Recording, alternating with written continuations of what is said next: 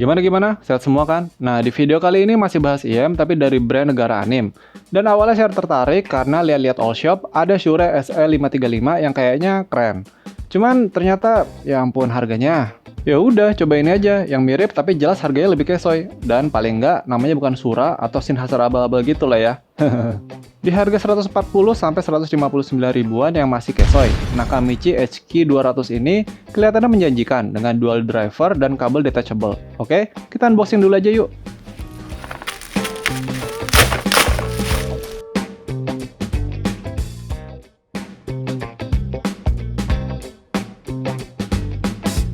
Nakamichi HQ200 juga sudah melalui proses burn-in 5 hari nonstop dan pemakaian 3 mingguan karena dibeli bersama dengan KZ EDA Balance. Rasanya nggak ada yang berubah dari suaranya dari awal unboxing sampai sekarang.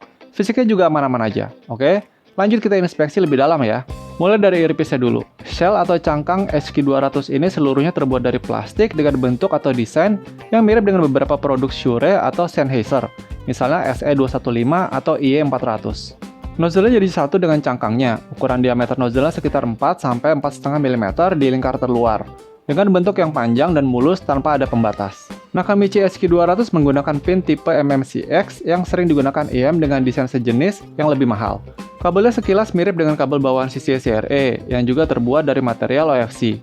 Tapi warna kabel HQ200 terlihat lebih gelap dengan tekstur yang lebih lengket dibandingkan kabel CRE. Casing mic-nya menggunakan material metal yang sepertinya aluminium, berbentuk silinder dengan satu tombol multifungsi. Kualitas panggilan dari mic-nya bisa dibilang cukup baik, ya cukup standar lah. Ini adalah sampel rekaman suara saya menggunakan mic Nakamichi HQ200. Jack audionya sendiri bertipe gold plate RRS 3,5 mm dengan casing bentuk L yang lentur dan cocok digunakan untuk bermain game. Untuk spesifikasinya, Nakamichi HQ200 berjenis over-ear IM yang dipersenjatai dengan dual dynamic driver, masing-masing berukuran 9,2 mm dan 7 mm, dengan rentang frekuensi 20 Hz sampai 20 kHz, impedansinya 20 ohm, dan sensitivitasnya 115 dB plus minus 3 dB. Seperti biasa, untuk impresi suaranya saya menggunakan laptop dan smartphone sehari-hari saya, dengan tambahan DAC CyberDrive Aura dan beberapa aplikasi high-res player di volume moderat. Yuk kita kupas dengan bantuan infografik diagram persepsi saya. Untuk power bass-nya, Nakamichi HQ200 ini bisa besar, bisa kecil, tergantung tracknya. Misalnya kedengaran bertenaga di On My Way-nya Alan Walker, tapi kurang glur di Bandit-nya Juice WRLD. Gebukan double pedal yang cepat dari kiri Sutego Mina Trivium masih bisa diikuti. Cukup gesit dan lebih bergemuruh dibandingkan sisi Lyra, walaupun sama-sama gesit. Tapi jelas lebih tebal walaupun agak keruh kalau dibandingkan EDA Balance yang lebih tipis tapi bersih. Dan karena bass HQ200 kayaknya lebih fokus di mid bass atau mid low, maka alunan bassline dari musik reggae terasa cukup jelas, bulat, dan tepat atau snappy, dengan kesan hangat yang lebih kental dibandingkan Lyra atau EDA Balance. Intinya ya, kalau buat HQ200, kalau fittingnya udah tepat dan pas, Nakamichi HQ200 bisa mengeluarkan bass yang bertenaga, walaupun agak lebih boomy dan roll off di ujung sub-bassnya kalau dibandingkan Lyra. Bassnya juga terasa lebih hangat dan agak mendominasi, walaupun nggak terasa berat. Relatif gesit dan lumayan bertekstur, tapi kadang agak keruh dan bisa mempengaruhi mid pada track tertentu yang ramai.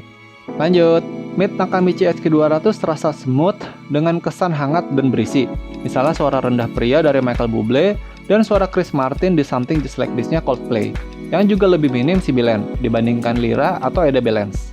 Suara vokalis wanita terasa sedikit lebih mundur atau reses, dan ada kemungkinan suara vokalis wanita bisa agak tergencet instrumen yang lain. Agak beda dengan Lyra yang masih bisa lebih eksis atau lebih jelas dan ngeplong. Suara vokalis wanita juga bisa terdengar lebih tipis, agak tenggelam dan kurang bertenaga pada nada tingginya, walau kompensasinya jadi lebih smooth, nggak kasar, nggak menusuk, dan minim sibilan. Mid yang relatif hangat membuat instrumen seperti cello, bass, dan violin pada Canon NGIC in D major terasa lebih monoton dan kurang bertekstur kalau dibandingkan EDA Balance atau Lyra. Kalau dirangkum sih, mid HQ200 ini terdengar lebih mundur pada suara wanita dan bisa agak maju pada suara rendah pria. Kesannya hangat, lembut atau smooth, dan minim sibilan. Walaupun begitu, ada kemungkinan pada beberapa track, suara vokalis bisa terdengar agak chesty atau sedikit terbekap. Selain itu, timbre atau warna suaranya cenderung agak monoton, sehingga kurang bertekstur kalau dibandingkan EDA Balance atau Lyra. Untuk treble-nya, Nakamichi HQ200 punya treble yang terdengar lebih hangat dan smooth, walaupun agak kurang ngecering kalau dibandingkan sisi Lyra dan KZ EDA Balance. Misalnya, suara gitar klasik melodi pada Snow Dance-nya Depa Pepe yang terdengar kurang cetring dan masih sedikit dipengaruhi dominasi senar bass, walaupun masih terdengar cukup organik dan punya detail yang baik. Upper treble-nya cukup extend, lumayan airy lah, juga tergolong jelas dan tajam dengan timbre yang akurat, tapi juga tergolong jinak. Sedangkan suara gemerincing slack bell dan wind chimes logam pada Spur Winter Depa Pepe bisa terasa kurang lengkap dan cenderung lebih tipis kalau dibandingkan Lyra atau bahkan KZ Eda Balance. Bisa dibilang secara keseluruhan, intensitas treble dari Nakamichi SQ200 ini nggak seagresif Lyra, cenderung lebih hangat, santai, dan jinak. Tapi rasanya kurang renyah kalau dibandingkan Lyra. Lanjut teknikalitas, Nakamichi SQ200 ini punya sound signature V-shape dengan tambahan kesan hangat dan santai. Soundstage-nya cenderung sempit secara lebar, tapi punya kesan kedalaman yang lebih baik dari KZ Eda Balance. Separasinya rapi, dan bisa memisahkan suara tiap instrumen dengan baik pada track yang relatif santai. Tapi pada track yang ramai, jarak antar instrumen bisa terlalu dekat dan jadi terkesan menumpuk di tengah. Hal ini juga berpengaruh pada imagingnya yang posisinya sudah tepat pada track yang santai, tapi bisa terkesan agak kacau pada track yang ramai, karena transisinya juga terasa kurang gesit. Channeling atau pembagian kiri dan kanan cukup seimbang, tapi ada kemungkinan sedikit lebih berat ke kiri pada track dengan bass yang intensitasnya tinggi. Untuk live performance seperti Mirat Living Cartridge, SQ200 cukup mirip dengan sisi Lyra, di mana kesan surround-nya lebih baik dari Eda Balance. Tapi walaupun surround-nya cukup baik dan mirip dengan Lyra, tetap Lyra terasa sedikit lebih megah dan plong dibandingkan SQ200 yang terasa lebih pengap atau stuffy. Untuk respon volumenya sendiri kayaknya standar aja ya. SQ200 nggak susah di drive, tapi juga nggak sensitif Lyra atau Eda Balance. Pada volume yang cukup kecil, mid-nya bisa terasa cukup terjepit dengan detail yang kurang keluar pada mid-high. Pada volume moderat, Nakamichi SQ200 bisa bernyanyi atau mengeluarkan suara dengan optimal. Nggak ada gejala treble yang pedas atau vokal yang kasar dan menusuk. Juga minim sibilan. Pada volume yang tinggi, sekitar 90% volume ponsel saya, SQ200 masih lebih nyaman didengarkan dibandingkan Lyra atau bahkan Eda Balance. Juga tergolong minim sibilan dengan treble yang masih jinak dan minim distorsi pada area mid-high. Tapi, dengungan lower mid atau mid low bisa terasa cukup dominan dan bisa membuat kesan terselubung di frekuensi mid pada track yang ramai dan banyak memainkan gitar bass atau sejenisnya. Untuk impresi penggunaan hariannya cukup lumayan. Nakamichi SQ200 tergolong enteng, dan karena enteng, SQ200 juga kompak dibawa kemana-mana. Pinnya juga menggunakan jenis MMCX yang punya kelebihan dan kekurangan. Salah satu kelebihannya, sudut kabelnya bisa diatur supaya lebih pas di telinga. Modelnya yang kompak juga bisa cocok dengan sobat kesoy yang ukuran telinganya relatif kecil. Mungkin ada yang bertanya, kalau dibanding Sony X155AP yang sama-sama Javi gimana? Menurut saya, dari suaranya, masih lebih surround dan lebih megah SQ200 dengan mid yang lebih berisi, walaupun bassnya lebih turun pada track Truth of Perdition-nya Trivium. Pengalaman harian saya menggunakan Nakamichi SQ200 cukup oke. Hanya sedikit keluhan pada kabel bawaannya yang lengket dan gampang kelilit. Juga ear tipsnya yang kurang ngefit dengan kuping saya, sehingga sering longgar. Selain itu ya semuanya asoy. Lanjut gaming test yang masih menggunakan PUBG M setting high untuk sound effect di volume 70% ponsel saya. Untuk suara langkah kaki secara terpisah, derap langkahnya cukup jelas dan tebal. Cukup ngejejek lah, tapi kesannya seperti menginjak tanah yang agak basah. Suara tembakannya sendiri kedengaran jelas, tegas dan kerasa penuh, nggak cempreng lah. Bisa cukup keras, seperti suara tembakan QBZ atau UMP, tapi nggak senyaring Lyra yang bisa bikin saya meringis. 3D environment atau surround-nya sendiri cukup baik. Kiri dan kanan bisa dibedakan dengan baik, depan belakangnya juga cukup lumayan. Tapi karena soundstage-nya nggak cukup lebar, jadi kesannya masih kayak di dalam ruangan. Dan dalam situasi baku tembak yang ramai, akurasi positioning-nya bisa berkurang dan jadi cenderung dempet ke tengah. Suara kendaraan yang lewat kayak pesawat dan mobil pun bisa menutupi suara langkah, karena memang frekuensi mid-low SQ200 lumayan menonjol. Jadi suara brem itu lebih kuat.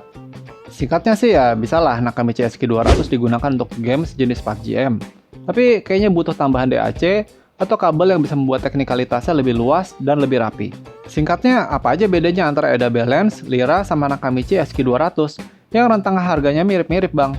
Di sini jelas SQ200 bisa ngasih suara yang berbeda, sekalipun sound signature-nya mirip dengan sisi Lyra dan juga V-shape. Kesan keseluruhan suaranya memang lebih sempit dan kurang plong, tapi juga lebih hangat, lebih smooth, dengan bass yang sedikit lebih kuat, dan lebih jinak kalau dibandingkan Eda atau Lyra. Lyra sendiri terkesan lebih dinamis, lebih energik, lebih cerah, dan fun dibandingkan Eda atau SQ200.